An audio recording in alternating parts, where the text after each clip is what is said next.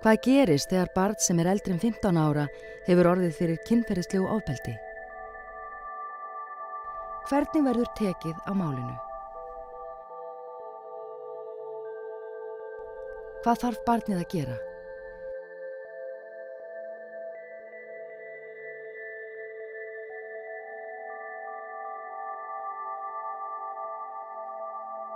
Ef þú hefur orðið fyrir nauðgun eða kynferðisbroti, ef einhver hefur neytt þig til að gera eitthvað sem þú vildir ekki, meitt þig eða beitt þig einhvers konar ofbeldi, mikilvægt að þú segir frá því. Þá hægt að hjálpa þér og koma í veg fyrir að það gerist aftur.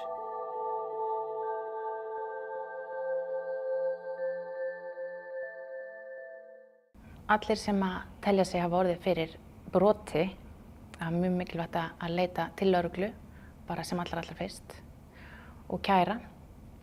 Það hægt að gera það með margvíslegum hætti. Þú getur hringt í lögreglu, sett í sambandi gegnum síma og fengið að tala við rannsóknarlögreglumann. Og þú getur hringt í 112. Lögreglan með Facebook-síður sem að margir nota og það mjög góð leið líka til þess að koma á framfæri einhverju sem að brennur á þér. Af hverju að kæra? Ég held að sé mjög mikilvægt fyrir þá sem hafa orðið fyrir kynferðisbroti til þess að geta unnið úr sínum málum og skilið atburðinn svolítið eftir í fortíðinni og haldið áfram með sitt líf. Að þá sé þetta gríðarlega mikilvægur hluti af því ferli að kæra og koma sér svolítið frá sér. Og í öðru lagi held ég að með því að kæra séu þið að gera allt sem í ykkar valdi stendur til þess að koma í veg fyrir það að viðkomandi brjóti gegn öðru barni.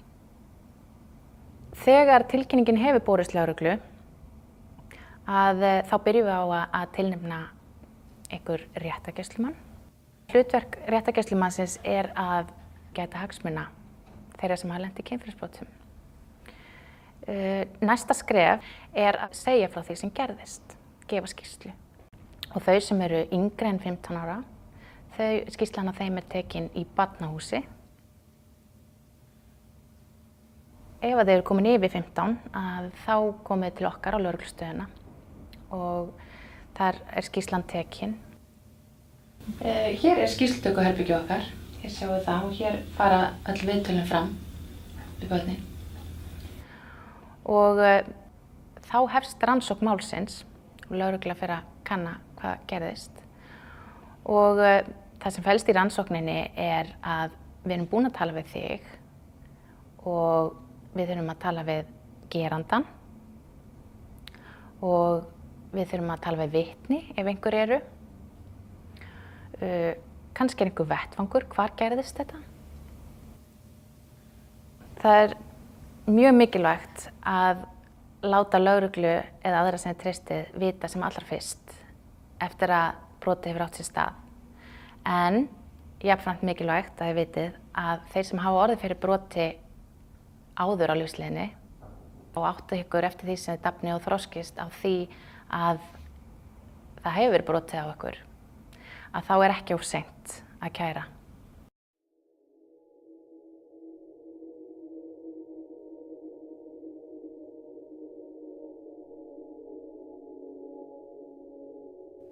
Ef þú hefur orðið fyrir kynferðislegu ofbeldi og vilt leita þér hjálpar strax, geturðu farið á neyðarmóttökuna í Fossvogi eða á Fjórðungssjúkrahúsið á Akureyri.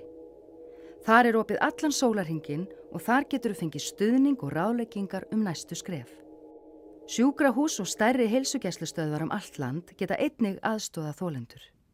Þeir sem beittir hafa verið einhverju kynferðisofbeldi, þeir sem hafa verið neyddir til að gera eitthvað sem þeir vildu ekki, verið nauðgað eða gert tilraun til nauðgunar, að það er mikilvægt að þeir leiti sér sem fyrst aðstoðar. Og á neyðarmóttöku sem er á bráðamóttöku Landspítalans í Fossvogi, að þar tökum við á móti einstaklingum, stelpum, strákum, konum, körlum, alveg frá 12 ára aldri og upp úr. Og þetta er þjónusta sem kostar ekki neitt, þú þarft ekki að bíða eftir þjónustunni, en mikilvægt að koma sér fyrst. Og þegar við erum að tala að koma sér fyrst, þá það innan sólarhrings eða 2-3 sólarhringa. Þannig að það boðið upp á læknisskoðun, það sem veitt meðferð og tekin sýni til þess að útiloka til dæmis kynsjúkdóma. Nú síðan réttalæknisskoðun og það nákvæm líkamsskoðun sem gerð.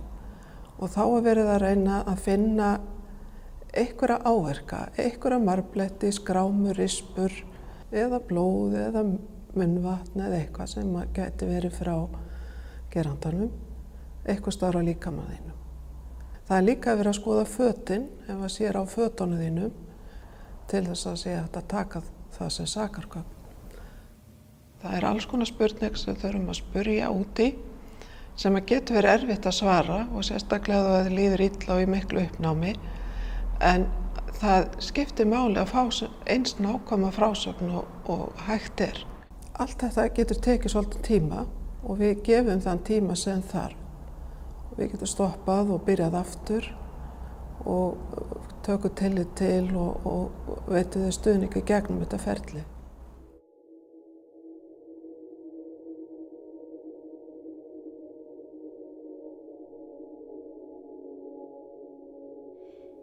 Þegar þú hefur sagt lögreglu frá því sem kom fyrir þig, getur þú fengið hjálp og stuðning í barnahúsi til að takast á við afleiðingarnar. Börn sem 15 ára eldri hafa farið í skýrslutöku til lögreglu og máli kemur í barnahús með samþykki unglingsins í gegnum barnavernd. Barni fær síðan viðtal hjá sérfræðingi barnahús og sem hjálpa barninu eða unglingnum að komast yfir það sem kom fyrir. Því að ofta það þannig að hugsanir, að börn eru föst í hugsunum sem í rauninu svo kallar hugsanavillur sem þarf stundum að leiðrétta. Eins og skömm og sektarkennd og þetta var mér að kenna og fleiri þeimdur. Og meðferðarviðtölin geta tekið bara frá 4-5 tímum og upp í marga tíma eftir bara alveg þangað til barninu farið að líða vel.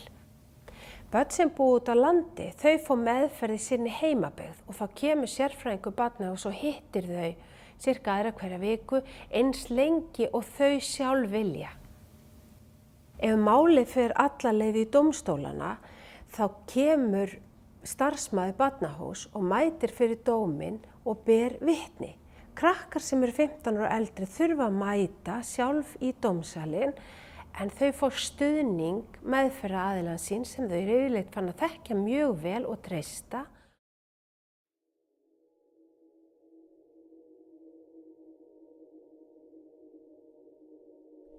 Þegar lögregla búin að rannsaka málið þitt, það ríkissaksóknari sem metur og ákveður hvort að það verði að dómsmáli. Þegar lögreglan búin að ljúka rannsókninni þá sendir hún gögnin til embættis ríkissaksóknara og við sem störfum þar, við förum þá yfir gögnin og lesum þau yfir og metum svo í kjölfarið hvort að við getum gefið út ákæru og það þýðir þá að við sendum málið til héraðsdóms og það heldur áfram þar. Ef að hins vegar, það okkar mat að við getum ekki sannað, þess ekki hægt að sanna að atvikið hafi átt sér stað, að þá verðum við að fella málið niður. Það þýðir ekki það að við trúum ekki þér eða höldum að þú sért að segja ósatt. Þetta snýst bara það hvað við getum sannað í málinu. Og þegar við ákveðum að fella niður mál, þá það alltaf að minnstu kosti 2 starfsmenn sem eru búin að fara yfir gögnin og komast að sömu niðurstöðu. Og það sem við gerum alltaf það að við rökstyðjum niðurstöðuna. Við sendum bréf sem kemur þá annað hvort til þín eða foreldriðin eftir atvikum, þar sem við förum aðeins yfir hvað kom út úr rannsókninni og skýrum það af hverju við ákveðum að fella málið niður.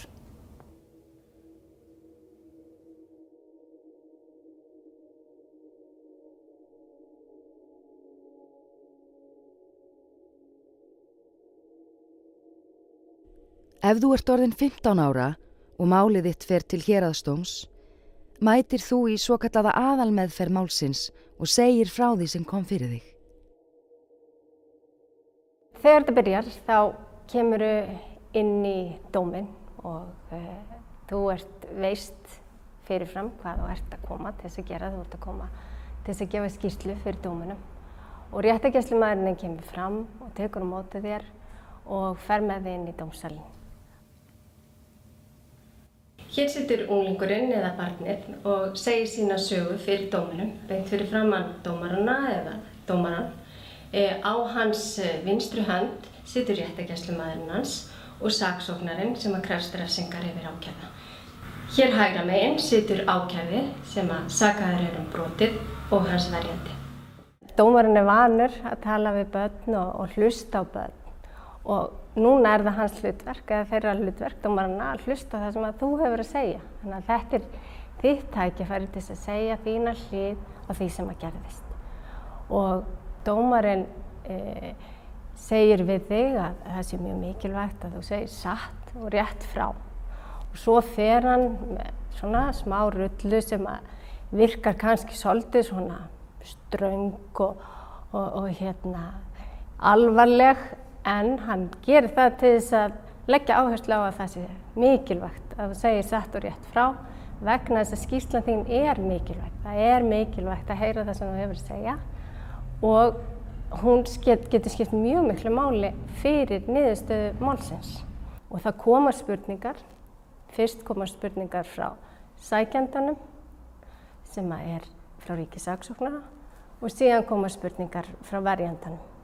Og dómarinn stjórnar þessu öllu saman og passar það að það verði engin vitleysa eða allt fari fram á eðlilegan hátt. Eftir aðalmeðferðina þá í raun og veru þessum kafla lokið. Þá þú búinn að segja þína sögu og þú ferð heim og það tekur í raun og veru við ákveðin bið samt. Vegna þess að það tekur tíma fyrir dómarann að skoða síðan allt málið. Hann skoðar allar skýrslurnar sem voru teknar fyrir dóminum og hann skoðar öll sönnunargögnin og svo þarf dómarinn eða dómararnir að komast að niðurstöðu og það tekur allavega 4 vikur. Og síðan eftir þann tíma þá getur vel verið að málið þurfi að fara til Hæstaréttar og Hæstiréttur æðsti dómstóllinn í landinu og Hæstiréttur getur annaðhvort verið sammála dóminum eins og hann var í héraðsdómi eða þá að hann getur breytt niðurstöðunni. Og það tekur aðrar 4 vikur fyrir Hæstarétt að komast að niðurstöðu. Nú ef að málið fer til Hæstaréttar þá þarftu ekki að koma þangað og gefa skýrslu að segja þína sögu þar aftur. Þú þarft ekki að endurtaka það sem þú ert búinn að gera fyrir héraðsdóminum. Þegar þú ert búinn að koma fyrir dóminn og segja þína sögu þá ættu að einbeita þér að því að gera það sem þú getur gert til þess að styrkja sjálfan þig og láta þér líða vel og þiggja þá hjálp sem að þú getur fengið til þess. Ef að niðurstaða dómsins þannig að enginn dæmdur sekur, þá getur verið svolítið erfitt fyrir barn að skilja það. En það vegna þess að dómarinn búinn að skoða öll sönnunargögnin í málinu og það nægir ekki það sem að liggur fyrir. Ef gerandinn verður dæmdur í fangelsi það vegna þess að það sem hann gerði þér bannað með lögum. Sá sem beitir ofbeldi þarf að taka afleiðingum gjörða sinna. Ef þú vinnur vel úr því sem þú varst fyrir ekkert sem stendur í vegi fyrir því að þú náir fullum bata eftir kynferðisofbeldi. Þú getur meira að segja orðið sterkari en áður.